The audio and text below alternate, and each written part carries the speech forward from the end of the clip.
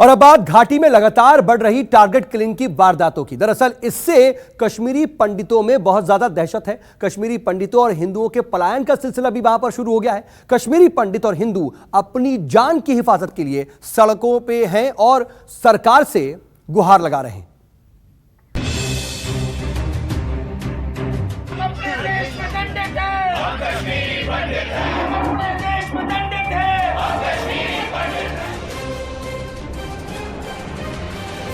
पलायन की इन तस्वीरों में सियासत का करम है। अपना घर छोड़ने वालों पर सियासत का रहम है। सियासत ने इन्हें जन्नत से निकालकर नर्क में फेंक दिया। ये मजबूर ना घर के रहे ना घाटी के। बसों पर सामान लग चुका है। पलायन की तैयारी हो चुकी है। आतंकियों के टारगेट से बचने के लिए कश्मीरी हिंदुओं ने पलायन का रास्ता पकड़ा है। ये तस्वीरें अपने ही वतन से हिजरत की हैं। इस सफर में घर छोड़ने का दर्द है, नौकरी छोड़ने का सदमा है, क्योंकि सियासत इन पर मेहरबान है।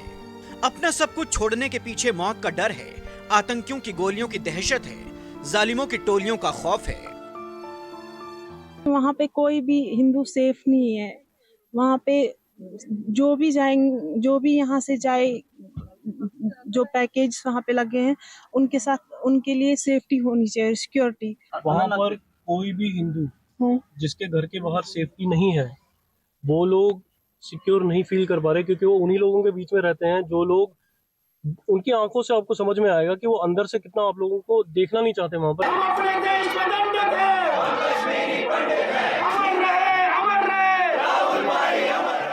हाथों में लिखे इन इश्तिहारों को पढ़िए और कश्मीरी पंडितों की तकलीफ समझिए।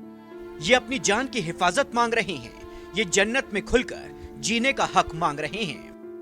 जो वहाँ पर हालात इस समय कश्मीर में बने हुए हैं, वहाँ पर टारगेट किलिंग हो रही है, लोग पलायन करने को मजबूर हैं। कैसे देख रहे हैं आप? देखिए, मैं पहले तो ये बताऊं कि 1990 से लेके आज तक आप कहें कि मिलिटेंसी खत्म हुई, मैं नहीं मानता। मिलिटेंसी ने अपने रूप और रंग बदले हैं, लेकिन मिलिटेंसी खत्म नहीं हुई। चाहे वो मुस्लिम कम्युनिटी से इनोसेंट मरा हो या हिंदू कम्युनिटी से, माइनर से, जो भी इनोसेंट मर रहा हम उसको पहले तो कंडेम करते हैं। आपको इम्तियाज भट्ट। इम्तियाज जी, आपसे जानना चाहेंगे, आपको लगता है कि सरकार जो वहाँ पर मिnority कम्युनिटीज है उनको सुरक्षा देने में सफल रही है? फेल हुई है। वो लोग जो हमारे वहाँ पर एक हमारी आइडेंटिटी थी, पंडित लोग जो एक ऐसे मौसम में रहते थे जो उनके लिए एक सुटेबल मौसम था, वही गर्मी में बैठे उनके बच्चे वहाँ पैदा हो गए। एक ऐसा हम चाहते थे माहौल बने कि वो लौट कर अपने घरों में और कश्मीर की जो आइडेंटिटी थी वो जिंदा हो जाए। लेकिन अगर 1990 के हालात आज पैदा होते हैं, मैं समझता हूँ गवर्नमेंट के मुंह पे तमाचा। अपने ही देश में पलायन की तस्वीर देखकर किसी को भी रोना आ जाए। खुद को आतंकियों की गोली से बचने के लिए अब कश्मीरी पंडित और कश्मीरी हिंदू पलायन के रास्ते पर हैं। इधर इन दिनों टारगेट किलिंग की जो वारदातें सामने आई, उसके बाद पलायन की भी स्थिति देखने को मिल रही है। घाटी से कश्मीरी पंडित और हिंदू लगातार पलायन कर रहे हैं, ऐसी तस्वीरें आ रही हैं।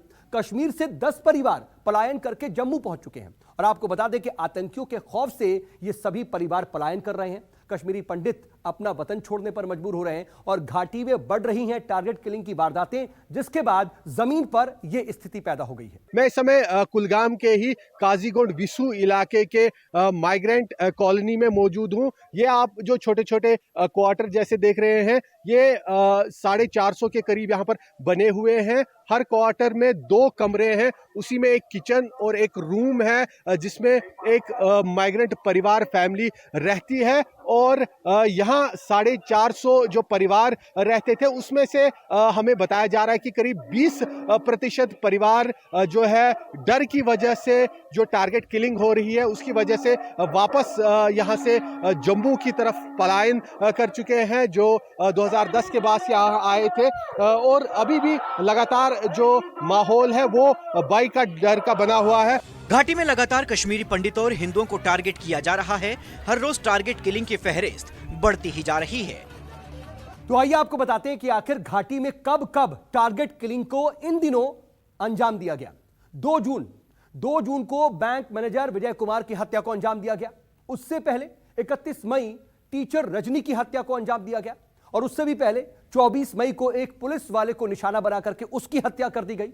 वहीं 17 मई को एक सेल्समैन रंजीत सिंह की हत्या कर दी गई। इसके अलावा 12 मई की बात कर लें, राहुल भट्ट का कत्ल कर दिया गया। उससे भी पहले 9 मई को एक नागरिक की हत्या की गई और वहीं 7 मई को उससे पहले एक पुलिस कांस्टेबल को निशाना बनाया गया और उसका कत्ल कर दिया गया। इससे पहले अप्रैल महीने की बात कर लें तो 22 अप्रैल को सब इंस्पेक्टर देवराज की हत्या को अंजाम दे दिया गया और उससे भी पहले 4 अप्रैल को दवा कारोबारी पर भी हमला किया गया। इन दिनों में ही इतनी टारगेट किलिंग की वारदातें सामने आ चुकी हैं। कहा जा रहा है कि जम्मू कश्मीर से 370 हटने के बाद से कश्मीरी पंडितों को निशाना बनाया जा रहा है।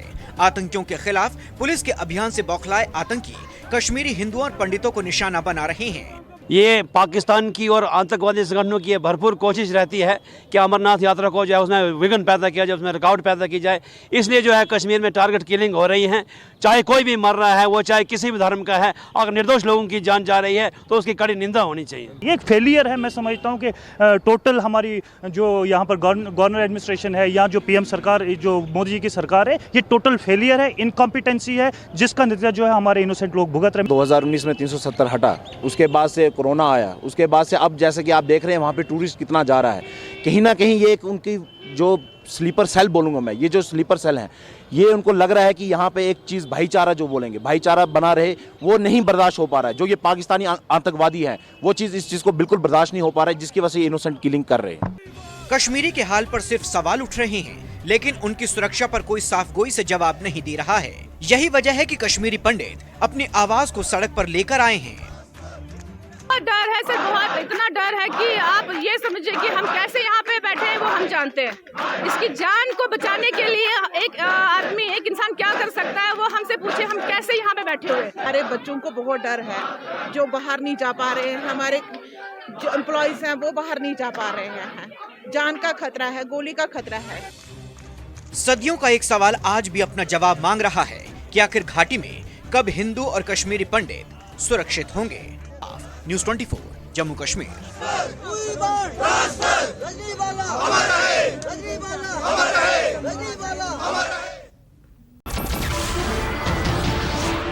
नमस्कार, मैं हूं मानक गुप्ता।